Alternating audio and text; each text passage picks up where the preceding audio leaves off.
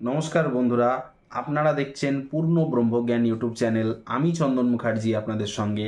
আজকে আমরা যে বিষয় নিয়ে আলোচনা করব, আশা করি সবাই থাম্বনেল আর টাইটেল দেখেই বুঝতে পেরে গেছেন আজকের আলোচনার বিষয়টা কি।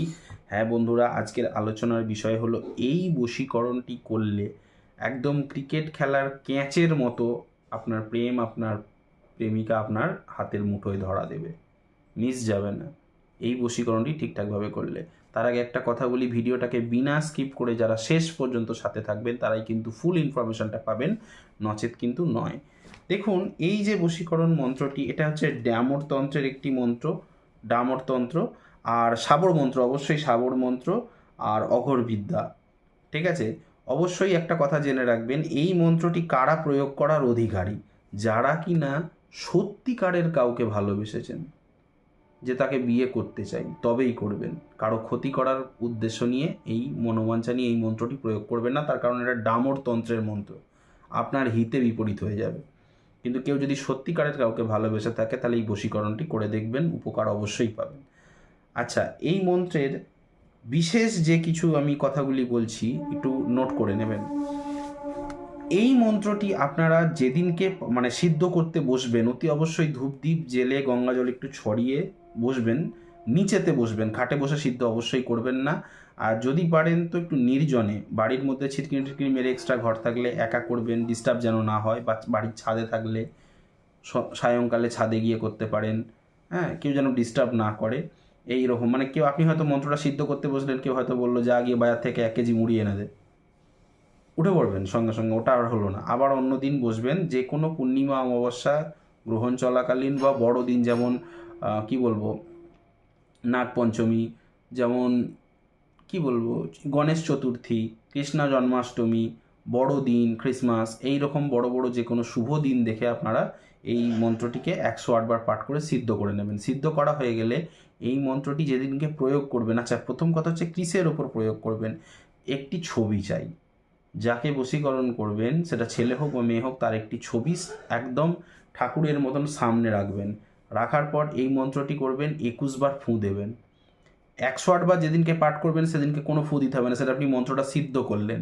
প্রয়োগের দিন 21 বার পাঠ করে আপনি আপনার কাঙ্ক্ষিত রমণী বা কাঙ্ক্ষিত মানুষটার কাছে যান, দেখবেন মোমের মতো গলে গেছে, আর সেই ঘৃণা নেই। আর কারা এটা প্রয়োগ করতে পারেন? যারা সত্যিকারের কাউকে ভালোবাসেন কিন্তু প্রপোজ করতে ভয় পান, যদি সে না বলে দেয়।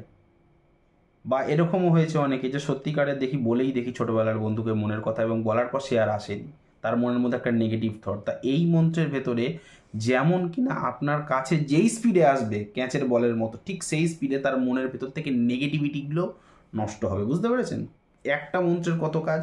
এবং যদি কেউ আপনার সাথে একটা কোনো রিলেশন ছিল কারো, কিন্তু সেই সম্পর্কটাকে কেউ ভেঙে নিয়ে চলে গেছে বা কান ভাঙিয়েছে, তাই সে এই একটি মন্ত্রের মাধ্যমে, যে কান ভেঙেছে তার শাস্তি হবে, আপনাদের জোড়া লাগবে, এবং জোড়াটা এমন লাগবে আর কাটা যাবে না, বিচ্ছেদ হবে না। ঠিক আছে, বিচ্ছেদ করা খুব মুশকিল, খুব প্রভাবশালী মন্ত্র দিচ্ছি। মন্ত্রটি আমি স্ক্রিনে দিয়ে দেবো, আপনারা লিখে নেবেন। মন্ত্রটি দুবার পড়ব, শুনে নেবেন। ওম নম মহাডামরি মহাভূত ভয়ঙ্করী মহা অঘরী মহাভূত দলিনী হা হা রবে হু হু রবে অট্টহাস্য মহাদৈত্য মহাদানব ঘাতিনী মোহয় মোহয় স্তম্ভয় স্তম্ভয় সর্বদুষ্ট দলিনী আকর্ষণী শীঘ্র কুরু কুরু স্বাহা। এখানে কিন্তু সাহা নয়, স্বাহা। মন্ত্রটি বুঝবার সুবিধার্থে আবার বলছি বন্ধু, স্ক্রিনশটটা যাচ্ছে, দেখে নেবেন স্ক্রিনশটটা। ওম নম মহাডামরী মহাভূত ভয়ঙ্করী মহা অঘরী মহাভূত দলিনী হা হা রবে হু হু রবে অট্টহাস্য মহাদৈত্য মহাদানব ঘাতিনী। ঘাতিনীর পরে গ্যাপ যেখানে আছে আপনার কাঙ্ক্ষিত মানুষটা, তার নাম হবে। মোহয় মোহয় স্তম্ভয় স্তম্ভয় সর্বদুষ্ট দলিনী, ফের ওই মানুষটারই নাম হবে যাকে আনতে চাইছেন। আকর্ষণী শীঘ্র কুরু কুরু সোহা।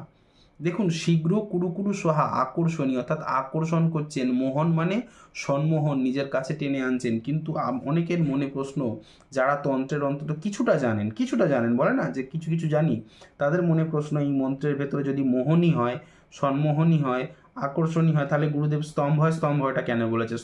স্তম্ভটা ওই যে বললাম, তার মনের নেগেটিভিটিগুলোকে স্তম্ভন করছে। তাকে কেউ কান ভাঙিয়েছে, তার কান ভারী হয়ে গেছে, তো সেই মনটাকে ক্লিয়ার করছে। স্তম্ভন মানে মনের ভেতরে নেগেটিভিটিগুলো দূরীভূত হচ্ছে। আর সর্বদুষ্ট দলিনী, এটা কার উদ্দেশ্যে? যে নিয়ে গেছিল কান ভেঙে, তারও শাস্তি হচ্ছে একসাথে, তারও লাইফে নেগেটিভিটি আসবে। কেন? এটা মহাডামরতন্ত্রে প্রথমেই বলে দিয়েছি আমি মন্ত্রটি। এবং এই মন্ত্রটি একটা জিনিস মাথায় রাখবেন, যারা সনাতন হিন্দু সংস্কৃতিকে বিশ্বাস করেন, তারাই কিন্তু মন্ত্রটি পাঠ করে ফললাভ করবেন। কিন্তু যাদের মনে বিশ্বাস নেই, ভক্তি নেই, তারা কিন্তু খবরদার করতে যাবেন না। নিছক কৌতূহল মেটানোর জন্য এই মন্ত্র বাড়িতে ট্রাই করবেন না, অপোজিট হয়ে যাবে। দেখা গেল আপনি কাউকে বশীকরণ করতে যাচ্ছেন, আপনার মনে ভক্তি নেই, আপনি জাস্ট দেখছেন নিছক হয় কি না দেখি, এই করতে গিয়ে দেখা গেল আপনার বোনকে নিয়ে অন্য কেউ পালালো, বা বাড়ির কোনো একটা সিনিয়র একটা খারাপ মানে পিসির মেয়ে, কাকার মেয়েকে নিয়ে একটা ধুম করে অন্য লোক নিয়ে পালিয়ে গেল, অন্য ধর্মের। সুতরাং তন্ত্র নিয়ে ছেলে খেলা করবেন না। আমি কাউকে বলছি না এই তন্ত্র করতেই হবে, ঠিক আছে? তন্ত্রগুলো নিজ দায়িত্বে করুন, মন থেকে করুন, অবশ্যই কার্যকরী হবে। এবং যদি আরও শর্টকাটে কোনো কাজ করতে হয়, স্ক্রিনে দেওয়া নাম্বারে কল বা হোয়াটসঅ্যাপ করে আমার সাথে সরাসরি যোগাযোগ করতে পারেন। আমার নাম্বারটা হলো 8697429744। আরেকবার বলছি, 8697429744। আর হোয়াটসঅ্যাপ নাম্বারটা হচ্ছে 9619396811। ঠিক আছে? যাওয়ার আগে একটি কথা, ভিডিওটি যদি ভালো লেগে থাকে লাইক করবেন, কমেন্ট করবেন, বেশি বেশি করে শেয়ার করবেন। চ্যানেলটিতে নতুন হয়ে থাকলে সাবস্ক্রাইব বাটনটি প্রেস করে নোটিফিকেশানে গিয়ে অলে গিয়ে অন দাবাবেন, যার ফলে আমার তৈরি ভিডিও বেরোতেই সবার প্রথম আপনারা পাবেন। এবং আমাকে দিয়ে, ওই তো বললাম, আমাকে এইভাবে যোগাযোগ করতে পারেন। আজ এখানেই রাখলাম, দেখা হচ্ছে নেক্সট কোনো ভিডিওতে, নেক্সট কোনো টপিকে। ততক্ষণ পর্যন্ত ভালো থাকুন, সুস্থ থাকুন, বাই।